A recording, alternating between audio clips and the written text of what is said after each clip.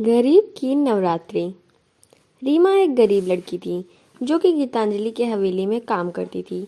वहाँ एक तनु नाम की भी लड़की थी जो वहाँ पे काम करती थी, जो रीमा से बहुत जलती थी क्योंकि गीतांजलि रीमा को बहुत मानती थी और तनु को बहुत कम। एक दिन गीतांजलि रीमा और तनु दोनों को बुला कर कहती है, देखो रीमा और तनु, मेरे बेटे की शादी 5 दिन बाद से शुरू हो रही है और परसों नवरात्रि भी शुरू हो रही है, तो बहुत काम हो जाएंगे, बहुत कपड़े भी हो जाएंगे।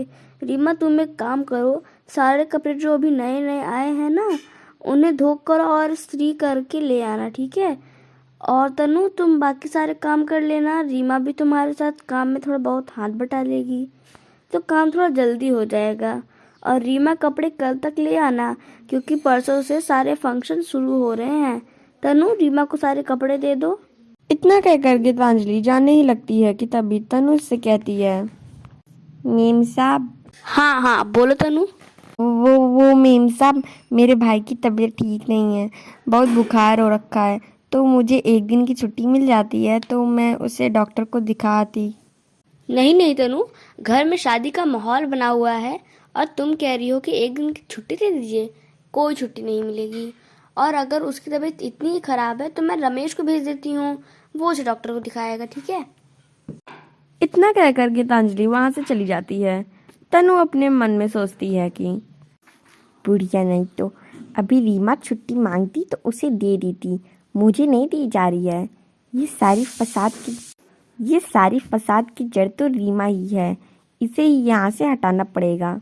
ये सारी बातें तनु सोच ही रही थी कि रीमा उसे हिला के कहती है, अरे तनु किस सोच में पड़ गई, चलो मुझे कपड़े तो दे दो वरना मालकिन गुस्सा करेंगी। दोनों वहां से चली जाती हैं।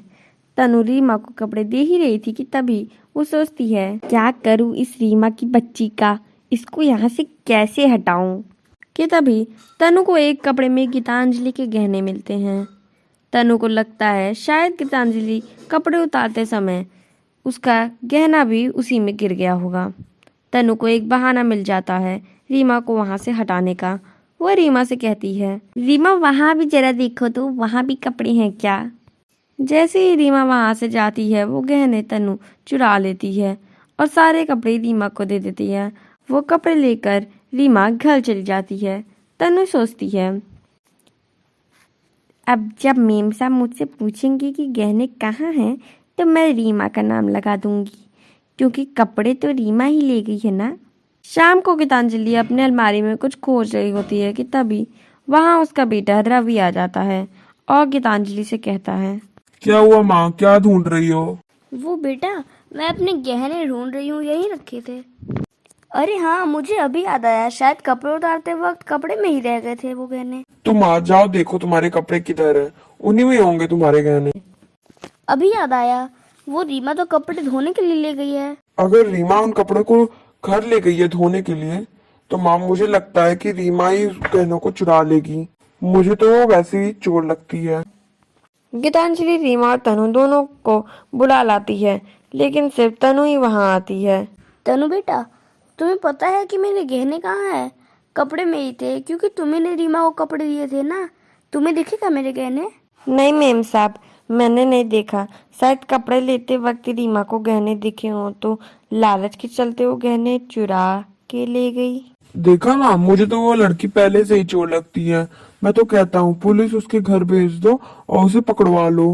गीतांजलि रवि के भड़कावे में आकर पुलिस को कॉल करती है और उसे सब बताकर रीमा के घर का एड्रेस भी बताती है। उधर रीमा अपने घर में दुर्गा माँ की पूजा कर रही थी कि तभी उसके दरवाजे पर दस्तखत होती है। रीमा की माँ दरवाजा खोलती है तो देखती है कि पुलिस आई हुई है। पुलिस रीमा की माँ से पूछती है, क्या यही है रीमा जी का घर? जी हाँ, पर क्यों? मुझे उन्हें गिरफ्तार करना है। गिरफ्तार करना है? पर क्यों? क्योंकि उन्होंने गीतांजलि जी के गहने चुराए हैं। कहाँ है वो, उन्हें बुलाइए। पर मेरी बच्ची ने किसी के गहने नहीं चुराया, कोई गहने नहीं चुराया मेरी बच्ची ने। आप चुप रहिए, मुझे अंदर जाने दीजिए और हमें अपना काम करने दीजिए। नहीं नहीं, मैं आपको अंदर नहीं जाने दूंगी। आप सामने से हटिए। वो पुलिस रीमा की माँ को धक्का देकर अंदर जाता है और रीमा को गिरफ्तार कर लेता है पुलिस रीमा को वहां से ले जाकर जेल में बंद कर देता है। जेल में रीमा अपने आप से कहती है, ही माता रानी, आप तो जगत जननी है, आप तो सब जानती है कि मैंने कोई जेवर नहीं चुराया, मेरी मदद कीजिए माता रानी। उधर गीतांजलि देवी के घर रीमा के माता पिता पहुंच जाते हैं और गीतांजलि से कहते हैं, मालकिन, मेरी बच्ची बेगुनाह है, उसे छुड़वा दीजिए, कृपा करिए मालकिन, कृपा करिए। वो गुनहगार है, मैंने उसे अच्छा समझकर इतना मान सम्मान दिया, पर उसने मेरी ही पीठ पर चाकू भोंका। जिस थाली में खाया उसी में छेद किया।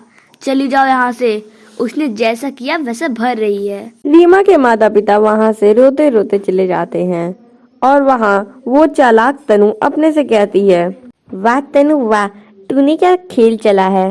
अब रीमा उस बुढ़िया की नजर से पूरी तरह से गिर चुकी है। मैंने तो वही काम किया कि सांप भी मर जाए और लाठी भी ना टूटे। किसी को भी मुझ पर शक नहीं हुआ कि वो जेवर मैंने चुराए हैं। सबको उस रीमा पे ही शक हुआ। ऐसे ही रात में गीतांजलि देवी के सपने में दुर्गा माँ आती हैं और कहती हैं, गीतांजलि, रीमा मेरी बहुत बड़ी भक्त है, वो बेगुनाह है। तुम्हारे गहने उसने नहीं तनु ने चुराए हैं और उसका सारा इल्जाम रीमा पे लगा दिया है। तुम अभी पुलिस स्टेशन जाओ और रीमा को वहां से छुड़वाओ।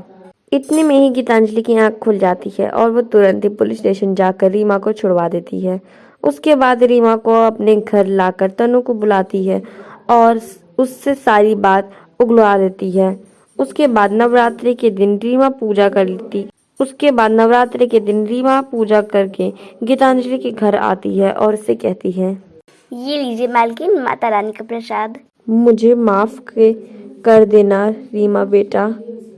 कोई बात नहीं मालकिन, हर किसी इंसान से गलती होती है, आपसे भी होगी। फिर वो तीनों दुर्गा माँ के पंडाल में जाकर पूजा करने लगते हैं। हैप्पी नवरात्रि।